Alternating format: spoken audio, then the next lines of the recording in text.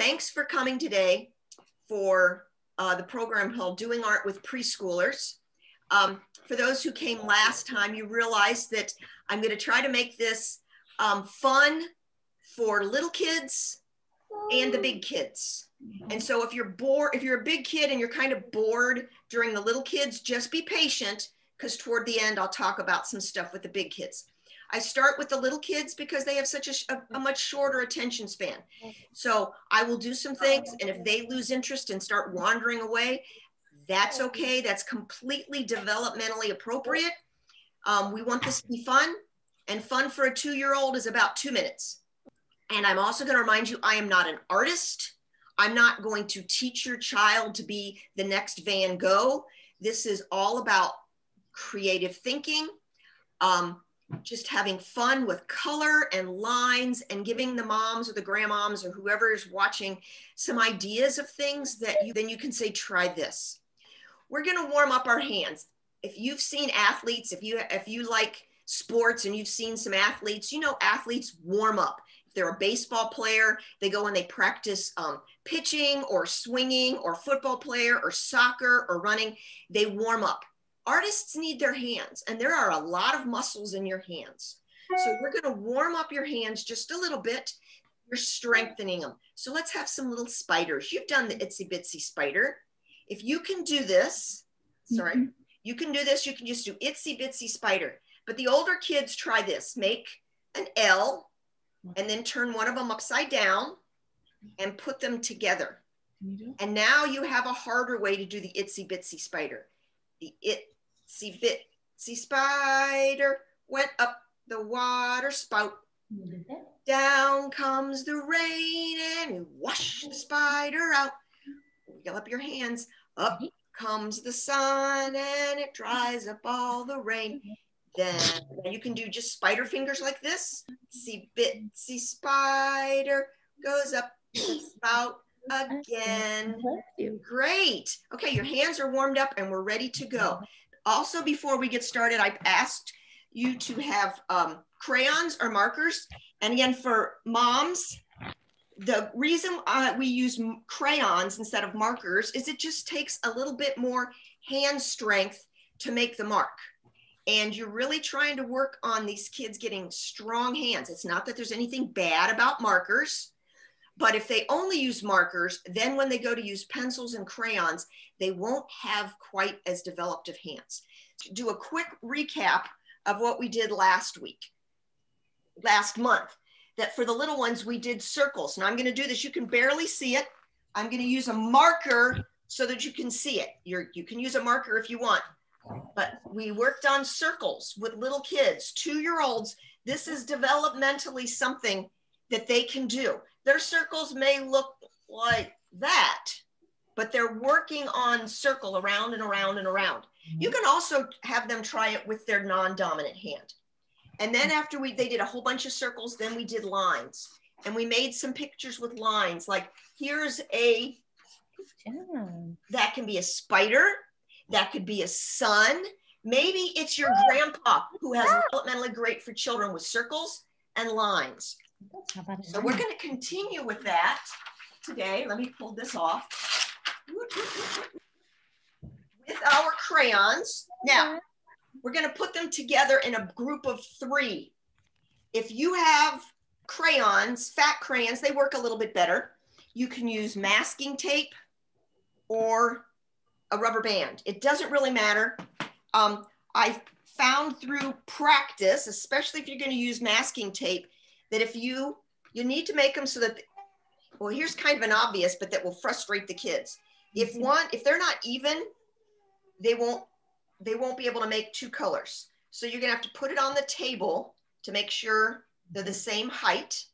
And I suggest that you masking tape 2 of them together first, because you can't, it's really hard to hold on it. This is the pretend table.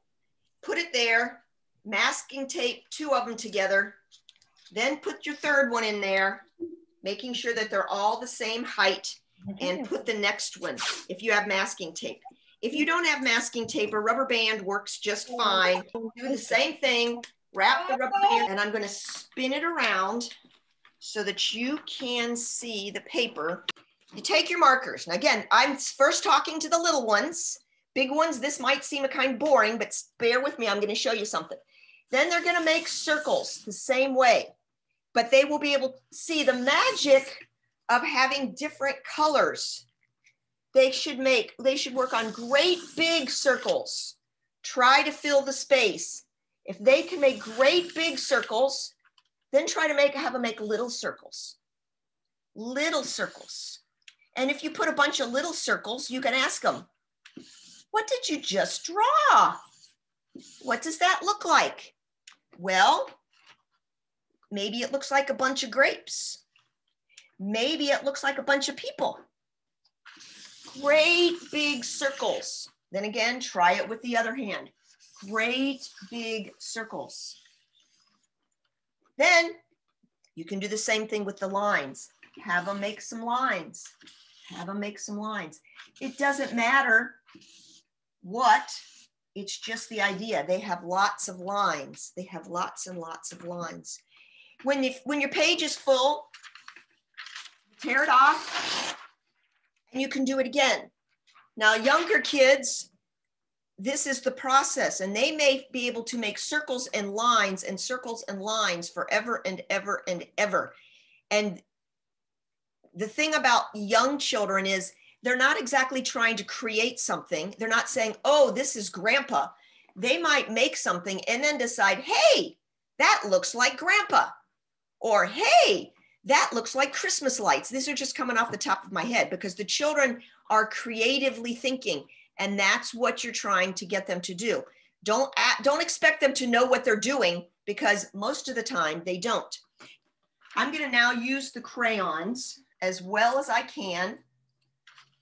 You might not see the colors very well in this picture, but that's not the point, because I'm going to show you what you can do with this after they've made some lines with their crayons. This will not work with markers. Whoops. If they make some other lines, that's okay. It's not wrong. You're just trying to encourage them to make circles. But they're going to want to do all kinds of stuff like that. And especially if you've got a strong-willed child that as soon as you say, make a circle, they decide, no, I'm not going to do it. We want this to be fun. It doesn't matter. It's about creating stuff. But after they have that, and this is something for the older children, and for you to do if you want. I'm going to show you something. I did not ask you to bring this as in the supply list, because this was an extra, and we're going to spend more time with this, with painting in the future. We're going to put some paint on here, and you take some watercolor, and the older kids probably have seen this, but if they paint on what they just colored, they will discover that the paint does not stick to the crayon. It can be any color. I'm just using blue so that they can see that a little bit. I'm going to, there we go. You've got the idea. Big kids, you don't have to stick with circles and lines. You can do anything you want, and then the paint does not stick. The best kind of paint is real watercolor paint. If all you have is the Crayola washable paint, that's okay. But the best colors will come from real watercolor paint that you will have to invest a little bit of money with, unless, as you can see, you happen to find one at the thrift store for 35 cents. So take a look. There's nothing wrong with the Crayola brand of washable paint. But washable paint is, guess what? Very thin, because it's meant to be washed off. Crayola also makes regular watercolors. It doesn't say washable, just like you can buy washable markers and not washable markers and then permanent markers. Just regular watercolors. That they give a much deeper shade of what you are doing, and it only takes a little bit. I'm going to talk for a second now for the children who are a little older. We did this a bit last week. I'm not going to give you an age of the child because it really depends on developmentally what they can do. And so developmentally, if your child can do this, this is a lot of fun. But if they are not developmentally ready for it, have fun making circles and lines and squiggles. And don't feel bad that that's all, if you want to say all they are doing. Ed Emberley's Drawing Book of Animals. It's out of print.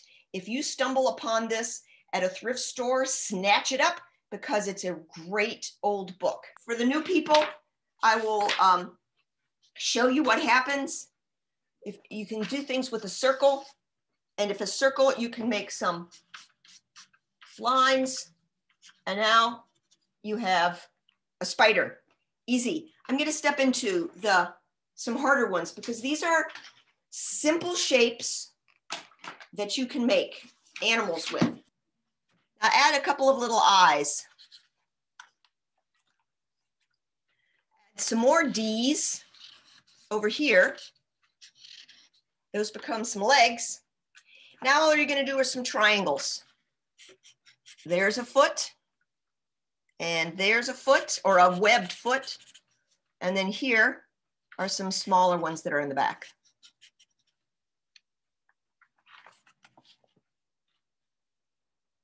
Now you can color it in. I'm not going to spend a lot of time coloring it. I'm just going to kind of squiggle where you color it so you can see where it is. And then you add kind of a leg thing here. And if you want some other colors, I'm going to use this pink for its mouth. Whoops. I didn't make the eyeballs very big, so I'm going to make these circles bigger and color in the little part. If you had big circles, you could make dots for eyes. Add a little nose. If you didn't, you can't do it in mine. A couple little dots like this right there for the nose. And then you have a frog. If you make his mouth open, if you add a line to the bottom of that, now his mouth is open. You could make his tongue stick out and catch a fly, which is just a dot with a couple little wings. And people understand that's some kind of bug. There you go. A frog.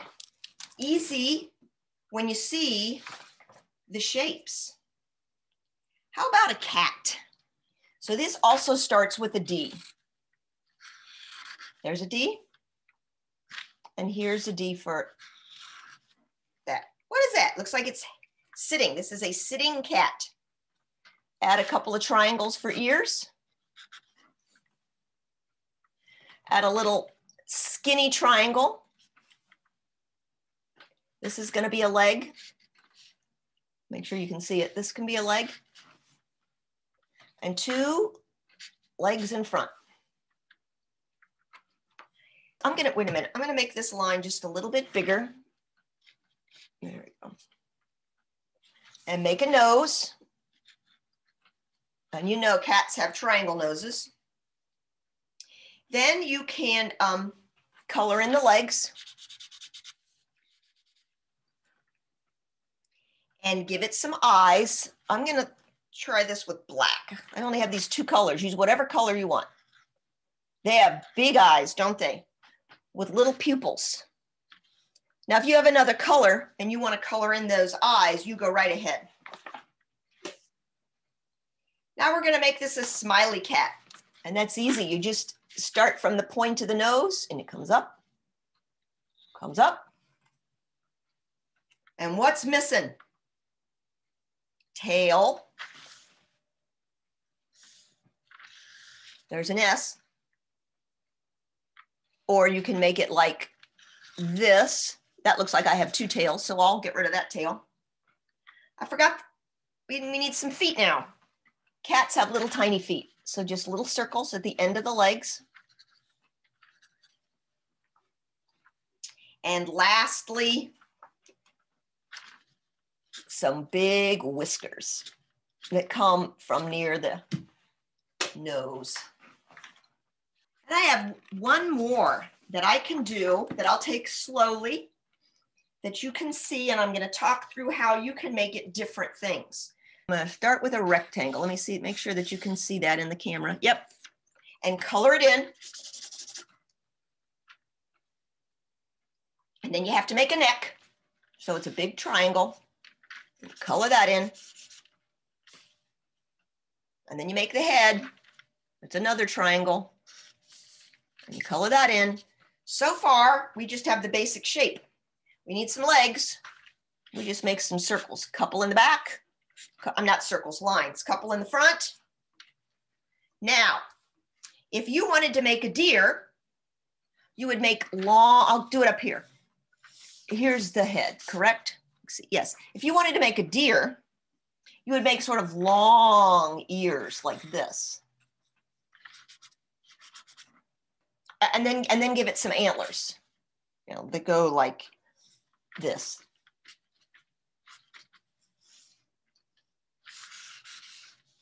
See?